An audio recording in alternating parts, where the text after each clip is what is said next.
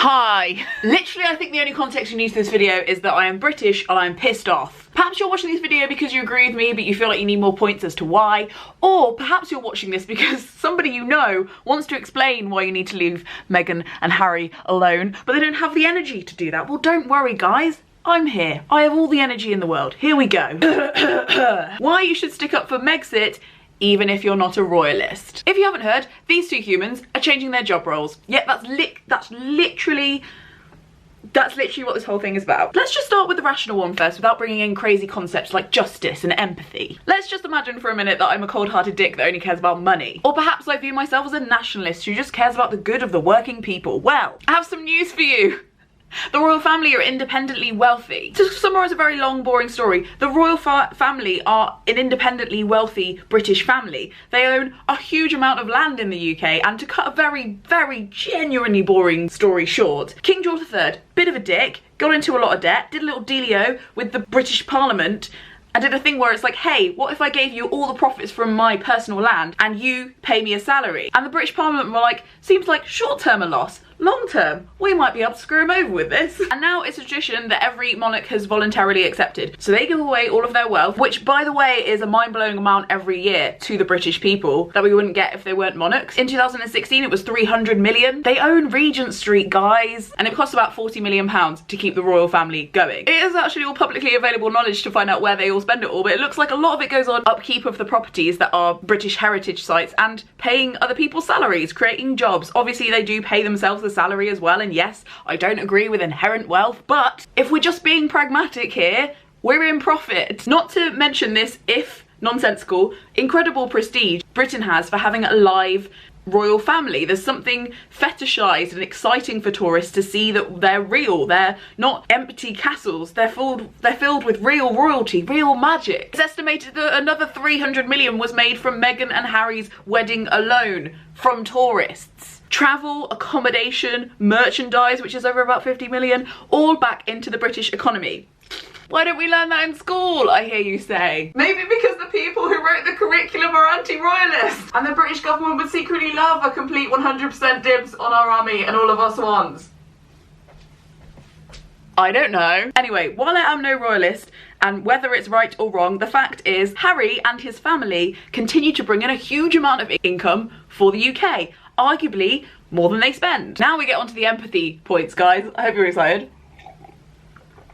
Back to being a goddamn human. As I explored in my video on whether we should cancel Queen Victoria, I think that being a member of the royal family is a very cruel and unusual punishment. If you're a socialist, why would you want people to be forced into working conditions that were detrimental to their health? And yes, it's 2020, we count mental health in that category. Harry has talked a lot about how his mental health has been affected by, I don't know, the death/murder of his mum because of the way we, the British people and the British press, treated her. And all the other mental head fucks that come with being absolutely hounded, constantly criticised from the age of 1, and generally watched like you're in a goddamn George Orwell novel for your whole life. Harry has done so much voluntary mental health charity work that nobody asked him to do, and he will probably continue to do until he dies. The other point, racism. I don't know if you remember when Diana tried to date somebody who wasn't white and all the shit she got for it. If you are white and British, I don't think you have a leg to stand on if you tell somebody who's not white to put up with racism at any cost. The royal family have displayed since Harry started dating Meghan that they have literally no idea with how to deal with racism coming towards the royal family. They're used to it being something they historically exude. Whatever the method, why would you stand in the way of somebody stepping back from racist abuse? Not only towards you, but towards your children.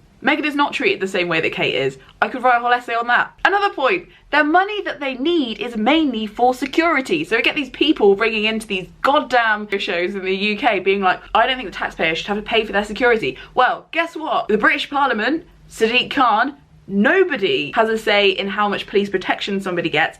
It's just the Met Police, and they decide on a normal risk assessment. Because Harry is famous, he is high risk. Did he ask to be famous? No consent was given there. If he steps down from being royal, he will still be famous. Lots of people hate the royal family. He's in an interracial marriage. Yes, he will always be in danger, whatever he does. He will need security. That's just a human right. Should we sing this one together? Money is not an adequate reward for enduring unbearable harassment. Most people believe that money can't buy happiness, but if you're a socialist, like me, you definitely believe this. The fact that they're rich, they should endure and accept whatever is hurled at them, infers that rich people have no human rights or dignity, which doesn't make any sense. Just because you give someone a fancy sofa and force them to sit on it, doesn't mean you can also flick your toenails at them while they sit. Which brings me to my next point. Consent, consent, consent. Would you condemn a person and their children and their children's children to do exactly the same job that their parents and their parents and their parents did at the personal and social cost their parents paid? Would you? For better or for worse, the royal family are essentially huge ambassadors for the UK. Together they do over 3,200 engagements every year. There's only 365 days in a year. There ain't that many of them. Yeah, they get to do it while eating fancy food, but that leaves no time for hobbies, human connection, I don't know, fulfillment, stretching. How did he do that? That's horrible. Apparently diplomatically essential though, so it also means for all the kids who go to school and get to meet a royal, every hospital you walk into that you've seen has been opened by a royal, every fundraiser, morale booster. Jeez, Harry is old. I think he might be older than me. Harry's already put in quite a lot of time and he worked for the RAF. Jeez, you're acting like he's at home eating Ferrero Rocher on the sofa watching Netflix and reruns of The Crown, which is 100% what I would do if I was Prince Harry. Next point, because creating royal rifts within the royal family can only be more stressful for everybody involved. I don't want to stress the future king out. I'm not being funny and I'll explain why in the next point. Because climate change is real and this is a distraction made up by the lizard people to waylay us from the most urgent crisis we will ever face. And guess what? King Charles, huge advocate for climate action, probably more than all the democratically elected cabinet that we currently have in Parliament. Just saying. Would I one day like to see Buckingham Palace as a national trust house with no admission fee? Yes, I would. Would I like a collective public apology from the legacy of the royal family for their wrongs? Yes, I would. Do I think a humane dissolving of the royal family would be a great long-term solution to adequately reflect our changing attitudes to class and religion in the UK?